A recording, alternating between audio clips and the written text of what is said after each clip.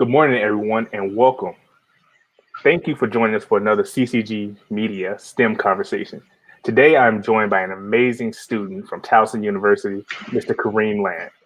Kareem is a computer science major with a concentration in software engineering and a minor in economics. He also has a 3.9 GPA. Now, that's an impressive resume. If I was an employer, Kareem, I would be hiring you right now. How have you been, man? Welcome to the show. Man, you really hyping me up, man. I appreciate that. Hey man, it's impressive. How have you been? I've been all right, just trying to bust out these last 2 weeks of school, really. Yeah, that was about to be my next question because I know you're getting ready to graduate, if I'm not mistaken. Next week and a half, I'll be done. Yeah. How has this experience with COVID-19 been for you in your last semester? Man, this isn't it. But it's not like anyone asked for it, so I've been dealing with it. But it's just been hard, really, because some of my teachers have been nice. Some of them have been like, oh, I'll put up all these videos. I'll give you a little bit less work. I'll give you a little bit more time to do it. And some of my teachers are just like, hey, I don't know what to tell you, really. You're just going to have to figure it out. So, and then I still have group projects. And that's been interesting because no one's, able to meet up. No one's really able to collaborate like they used to be able to. Right. So it's just a lot going on. Yeah, man, I can't imagine being in my last semester right here at the finish line, and then you have to make all these adjustments and changes. What has been one of the biggest challenges that you face? Really, probably just okay, I think I know what it is. I think the biggest challenge I've probably had is really just, I guess, managing all of the work and managing when to do it, because I try to stay on schedule. So I would do the work during the time I had the class before all this happened. Mm-hmm. But some of my professors, they won't post their work until the next day, or it'd be midnight and they post it. So that throws me off schedule completely. So I have to, find extra time to do it and things like that. And like I said, some of them are assigning more work. Some of them are assigning stuff that's not really clear. So I'm trying to figure that out too. So it was just a whole lot, really just a whole lot of Google and a whole lot of trying to, trying to manage the time. How does Towson University your graduation? What is that going to be like? Are you guys going to do it virtually? No, they said they're gonna move it to the fall. So I guess when I finish, I just finish in my living room at 3:30 p.m. or something, and that's just how it is for now. Now, Kareem, you're a computer science major. When did you first know that that this was going to be the path you wanted to take? Okay, well, when I was really young, I wanted to make video games, so I kind of knew a little bit that I was gonna do it. Mm-hmm. But as I got older, I kind of sort of went off of that a little bit. But in 11th grade, I didn't know what I was gonna major in, but I took AP Computer Science, and I really liked it. So I was like, okay, guess I'll do that, because since I wanted to make games and software anyway. I've always been into technology, so it was a good choice. Mm-hmm. What's your favorite part about being a computer science major? Really, probably just how versatile it is, because I've learned how to make so many different things. I've learned how to make websites. I've learned how to make apps. I've learned how to make web applications. I learned how to support back end products, stuff like that. So it's it's just really just so much I can do with it that I'm not just stuck in one place. So it doesn't get boring over time. Mm-hmm. Now you mentioned you like video games. I too am a video gamer. I've been spending a lot of hours playing Warzone, Call of Duty. Oh, really?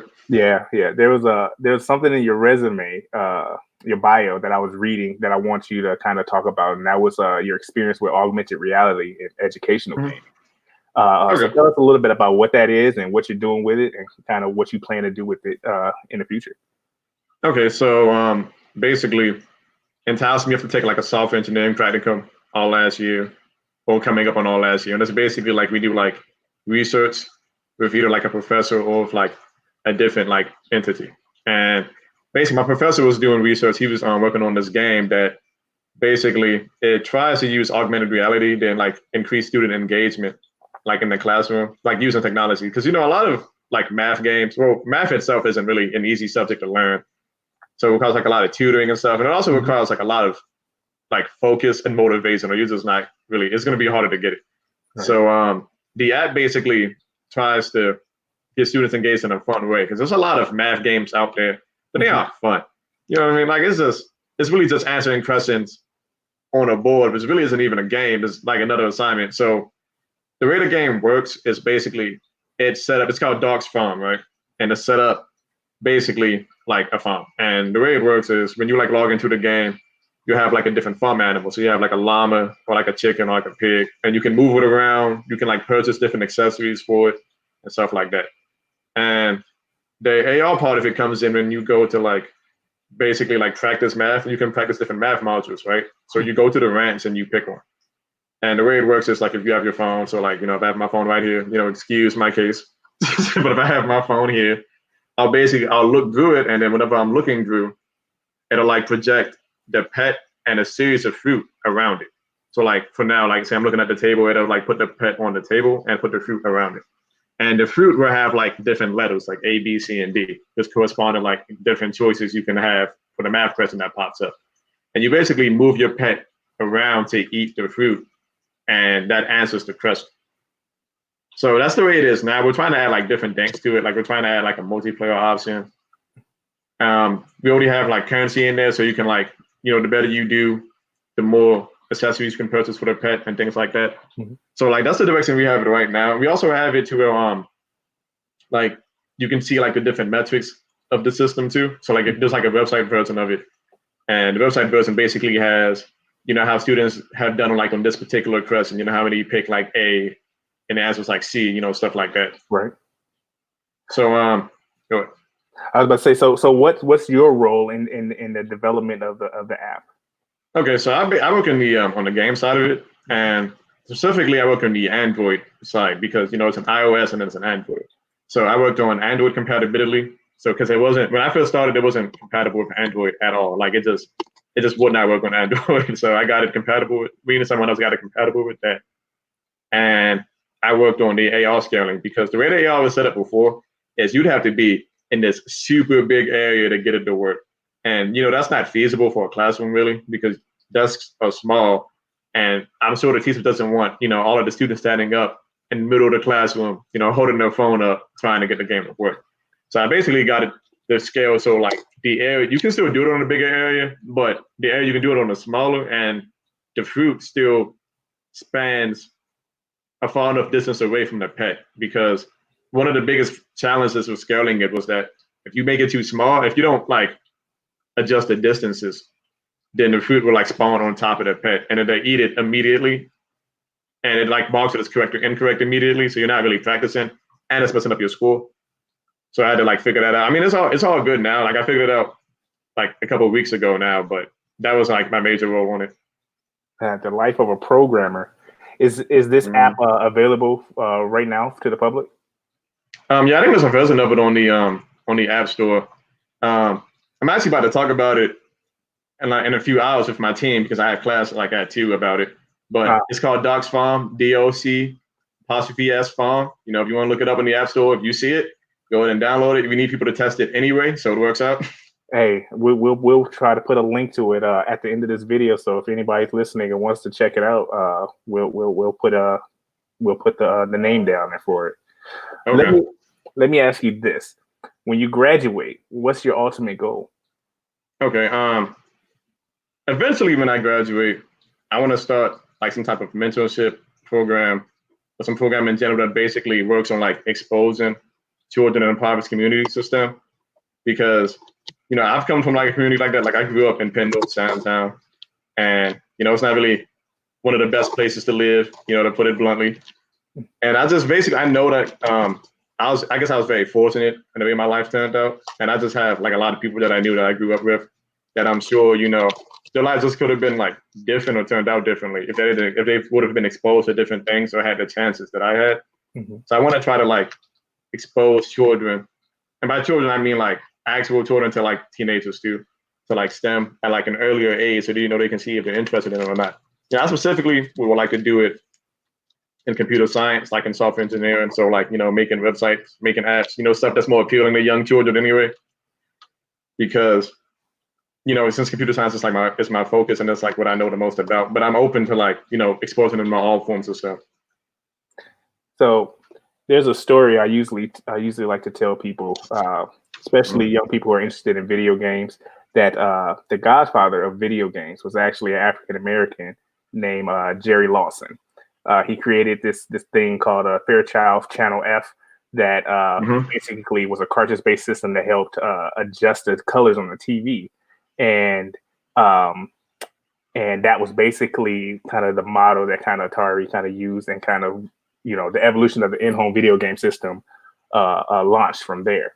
And I say this because as African Americans, we're high consumers of video games. Like I said, I'm a Hmm. gamer. I assume that you're a gamer as well. You enjoy Yeah. designing them, and just kind of knowing this information can inspire an entire generation to be on the development side and the creating side. So what do you have to say to young students or young kids out there who might be considering a path similar to yours or similar to game design? Hmm. Any words of advice for them to pursue this path? Okay, okay. Well, the first thing I probably would say is that one, it's a lot of work because I know when I was young, I thought it was going to be easy, but it's not easy. So, as long as they're willing to put in the work, it won't be that bad. But like, if it's something that they think that they really enjoy doing, like if they really would like to create something and then see people out there playing it, and just see like they get to play it themselves, like they get to really see like the fruits of their labor, what I mean, and game and make money from it. They can definitely do that. Like the guy who made Flappy Bird, that game. It was Yeah, like it wasn't even that complicated. I think it was like 1,000 lines of code or like 2,000, which is not really that much for a game.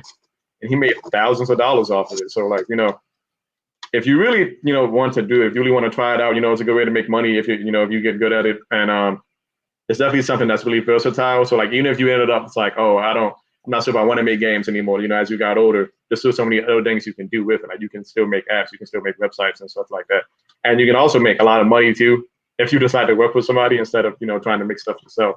So it's like a win-win situation, really. Like yeah. there's not very many downsides to it. That's very interesting. You use Flappy Bird because you're the second person to come on and use Flappy Bird as like a reference. And Flappy Bird, I played it before. It's a really fun game. That's one way to put it. Yeah. uh, I want to change gears. So when I first met you, it was because you were being honored at the Student Leadership Awards dinner at Bayer. You won the academic award. Talk to me. Tell us a little bit about how that experience was for you. Okay. Well, when I first got nominated for it, I didn't even really think I was going to win. Actually, I didn't even know about it that I got nominated until I guess you emailed me and you was Yeah. like, "Congratulations, you won!" And I was like, "What? Like, what was talking about?" But when I went, it was I mean, I liked the ceremony a lot. Everybody there was really cool. The other winners too, I could tell everyone there really deserved it. Um, and the dinner itself, it was really good. It had good food. That's always a plus. That's always that's a good thing. And I really think it's important holding ceremonies like that so that because I guess like not enough like young like minorities really get I guess encouraged or like really noticed for the work that they're putting in and what they're doing. They aren't really honored the way that they should be. So I really like that y'all had that ceremony. I'm not trying to make that sound like honor me but I No, like no. that y'all doing that for like a younger generation. Now you really deserved it. I read through every nomination that comes through, and it's always really hard. So like you getting that award just reflects on the hard work that you put in. That kind of puts you above the edge because everyone. If I can award everyone that got the award, I would because everyone's really talented. Everyone has doing amazing things, and that just goes to show that our future in STEM and our future of this country is in good hands. What was your favorite part of the ceremony? Um, Probably the speeches that everyone did.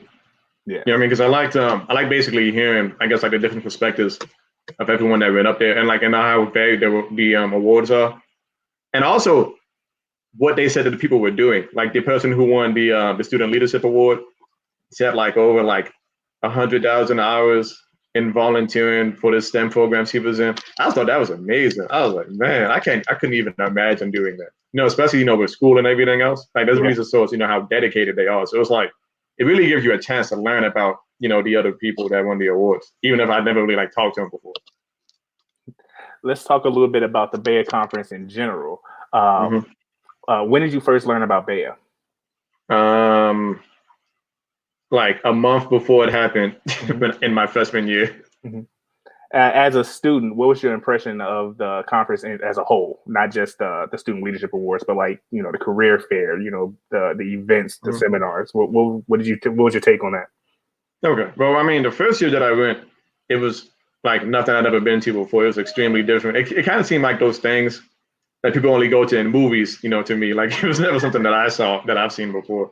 So it was like a different vibe. You know what I mean? It was like I guess like the next level, if that makes sense. Hmm. But that was like me at first, when I was kind of like intimidated by it, I guess. But it's really not that bad. Like the people, like the different recruiters and things like that are like very friendly. I guess the hardest part about it really is just waiting in the lines, because the lines tend to get so long, like so very long for some of those companies. It's like But it's like like I liked it a lot. I was gonna say it's And like it's Disney World. yeah, no, exactly. But it's Waiting in always line. I've yeah. But I found there's always something like you can learn from it. Like like this one company, for example, that I went to, they were looking for like 4 times only, but the guy was like, "But let me see your resume. I'll talk you through it real quick." So he just helped me basically revise my resume like right there on the spot. And there's different people you can get, like you can connect with different people like on LinkedIn, you can get their cards, stuff like that. So it's like it's always something you can learn, even if like you don't, I guess, get what you came to get. There's always something you'll get out of it. What about the career fair floor? Can you Mm-hmm. paint a picture for maybe somebody who hasn't been there? And yeah, let's talk about the career fair floor. Okay. Um, I guess painting, you go down basically when you first go, you go down this escalator, and it's usually somebody right outside the door, and they'll usually come talk to you like immediately. So that's usually like your very first stop. Like, I remember the first year that I went, I was actually talking to my friend on the elevator about the escalator. I mean, about the clothes we were wearing, because we weren't wearing like regular black and white suits. And I was like, well, that makes us stand out, like, as an individual more. And then, but while on the escalator, there was this woman that was in front of us. And when we got off, she turned around like, hey, I heard your conversation about individuality. And that sounds like something, we would like a note to come in. So, why don't you come talk to us real quick? So as soon as we got there, we immediately just started talking to the table. So when you first walk in, it's like a bunch of different companies. It's like a bunch of different booths. And really, I'm trying the best way to like paint this picture. Okay, go ahead. What were you about to say? Did you receive an internship?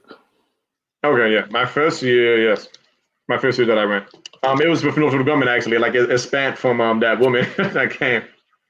So she she led me to the booth, and she asked me and my friend to pull out our resumes, so she can look at them and stuff. But I, in my infinite wisdom, had not printed out any resumes yet. It's like, whoever's listening to this, don't be like me. Don't do that. Well, Kareem, my next question is about to be, because it sounded like you had somewhat of a plan. Mhm. You looked different.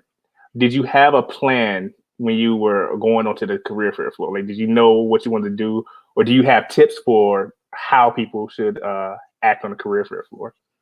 Okay, man, I got tips because my first year, I didn't. I'm not gonna lie, I didn't really have a plan.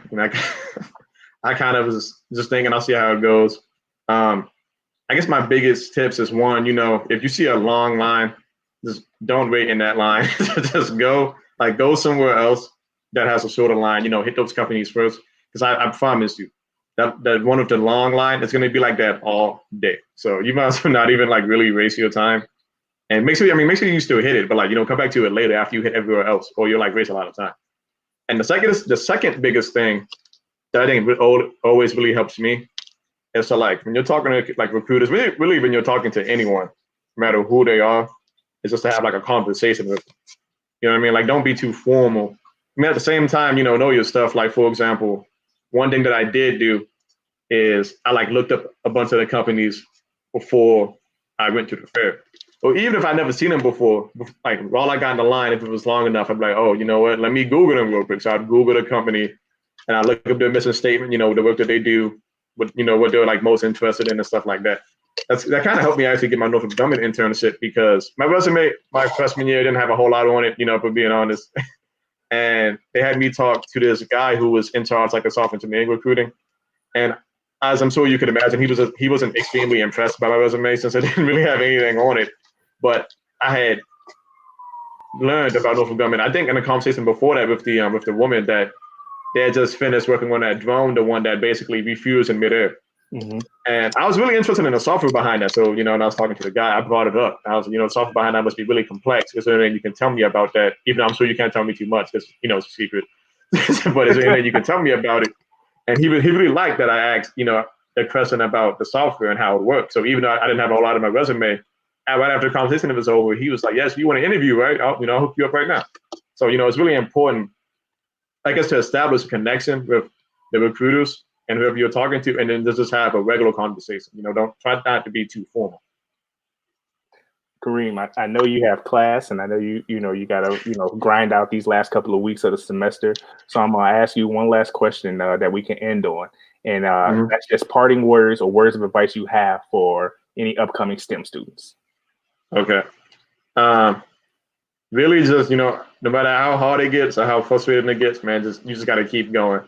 Trust me, I know. After all these 4 years, I understand. Trust me, it is not easy. Like you're always gonna have professors who aren't very clear, or professors that make the class harder than it has to be, or you're gonna be doing some math because you have to do math for computer science for whatever reason, and it'd be like Calc 3, and it's super hard, and you're like, I don't want to do this anymore. Like just try to stay through it, just stay through it. Like it'll be worth it in the end. Trust me. Like it'll be really be worth it. Just make sure you stay on task. Set up like a schedule for yourself to do all of your work because you're gonna have a lot of work. So make sure you set up a schedule to do it all. Make sure you ask for help. I've had a lot of mentees, like a lot of people younger than me, that they wouldn't ask for help when they needed it, and even I would offer them help, and they wouldn't take it, and then they wouldn't do as good as they could have been if they asked for help. So don't be afraid to ask for help. Okay, no one out here is Albert Einstein. No one out here is like the super genius that knows everything. I'm not gonna sit here and say, oh, you must be stupid because you're asking me for help. I ask for help. The only reason my GPA is that high is I ask for help. It would definitely not be that high if I didn't. So don't be too proud, don't be too scared, and just stick through it. But you can do it. You can do it. That's words to live by. This guy has a 3.9. I would listen. I really would. Kareem, I really appreciate you taking the time. I know you got to get back to work. I thank you. And I also thank the audience, everyone who's tuned in to watch this. If you enjoyed today's conversation, please let us know by leaving a comment and sharing the link with your friends. Also, if you know any amazing students like Mr. Land and you want to nominate them for the Bay Student Leadership Award, head over to www.ccgheroes.com and nominate them today. Thank you for joining us, and we will be back here at 3 p.m. for another interview with University of Michigan student Alana Hall. Until then, take care and stay safe.